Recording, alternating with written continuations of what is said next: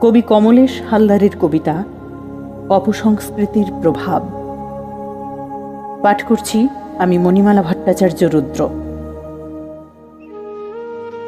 পরস্পরের আস্থাতে বেঁচে থাকা আজ আর হয় না। সবাই ব্যস্ত নিজেকে নিয়ে, দেখাই অজুহাত আর বাহানা। সুখ দুঃখ জানি না কিসে, শুধু নিত্যদিনেরই লড়াই। মানুষ এখন সদা প্রস্তুত করতে নিজেকে বড়াই। কান্না হাসি লুকিয়ে রাখে মুখোশের আড়ালে।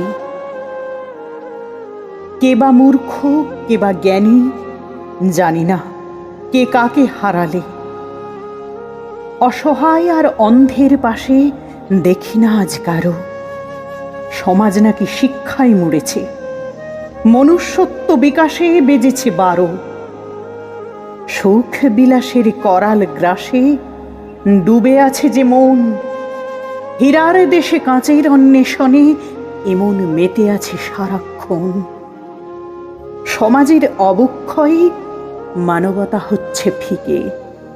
কে বা আপন কে বা পর খুঁজি তারে দিকে দিকে।